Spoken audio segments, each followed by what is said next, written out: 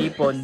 Maradyaw na adlaw. Maaga ako gumising para mag-prepare ng breakfast namin. Liabo na danggit nga pala ang pinili ko at saka isang pusit. Bala ko kasi magkalamares tsaka mag-fish fillet para maiba naman. Pagkatapos ko nga sa paglinis ng isda, pinagiwa ko namin ito sa dalawa para magmukhang madami. May pasok kasi si Lemino kaya ito na lang yung naisip kong baunin niya. Minekos-mekos ko lang to kasi kami lang naman ang kakain. Pagpunta ko nga na Pantaw, nandun sila tatay, nanay, Mikey at Kian tumatambay. Nagpapaaraw sila para sa vitamins ng araw. Pagkatapos ni Kian magpaaraw ay maliligo na siya. Noong unang datingan ni Kian sa bahay galing sa ospital, ako nagpaaraw sa kanya. Grabe, maliit pa siya noon. At dito nga bumalik na ako sa pagluluto kasi nagising na si Leminho. Gumawa lang pala ako ng butter coating para sa fish fillet natin at sa calamares. At pinagprito ko na lahat ito. Sana nga magustuhan ng buong pamilya kasi ngayon ko lang ginawa ito. Pero grabe guys, sobrang sarap talaga. Hindi ko nga na-expect yung sarap kaya ayun, napamukbang na nga lang talaga ako nang wala sa oras. Pag-usapang seafoods talaga nawawala talaga ako sa diet ko. Grabe, ayoko na. Ikaw ba naman napapalibutan ng mga preskong seafoods? Ewan ko na lang talaga. Kayo ba? Ano ba yung favorite seafoods nyo? Maiba naman ako, namimiss ko din yung mga pagkain dito sa lugar namin. Yung mga pagkain na katulad ng kangkong sa palayan, yung kuhol,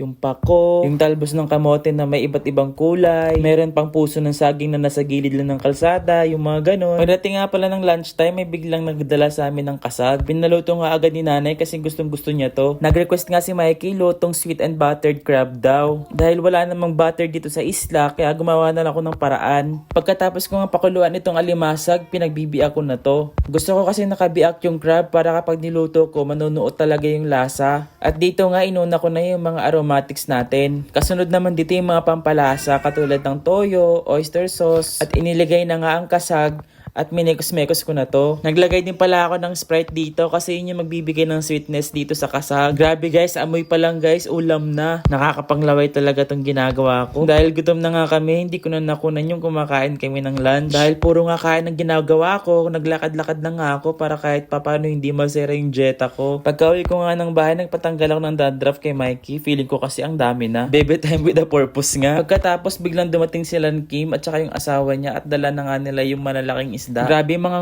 ako sa isda na to, akala ko talaga tuna na eh. Sila nga pala yung kumuha ng 10 litro ng gasolina. At ngayon, ito yung mga nakuha nilang isda. Grabe, sobrang lalaki. Masarap sana mag-ihaw at magkilaw kaso wala akong kasama kaya wag na lang. Babalik na ako ng Surigao City kinabukasan kaya pinaganda na ako ni nanay ng mga isda. Para kahit papano daw, magkalaman na daw yung bagong ref namin. Habang naglilinis nga ako ng isda, bigla naman tong umulan.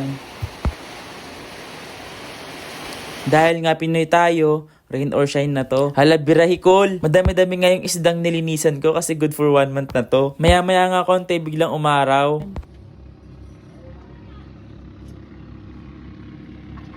Biglang nagutom ang mag-ina ko kaya nagpaluto ng bolis. Kaya kumuha agad ako ng isa doon sa icebox. Bala ko sanang ihawin to kaso walang uling. Kaya ipiprito ko na lang ito. Pagkatapos ko nga maglagay ng asin, tumambay muna ako sa Pantaw kasama ang pamilya. Ganito nga lang pala kami kapag walang ginagawa. Tumatambay lang sa Pantaw, nagkakape, nagkwekwentuhan at nag-aabang ng mga dumadaan na bangka. Bumalik na nga ako dito sa kusina at pinagpiprito ko na tong mga isda. Bala ko pa nga sanang mag-escabeche kaso sabi ni Mikey nagugutom na raw siya. Kaya pagkatapos, nag-prepare agad ako ng pagkain sa labas. Dahil daw dito kami kakain sa Pantaw at masarap daw ang simoy ng hangin. Ito talaga yung pinaka-best part ng bakasyon ko, ang lumamon. Face check muna tayo bago magtapos ang vlog na to. Ako, si Kael na makulit at si Tatay. Dagang salamat sa paglantaw!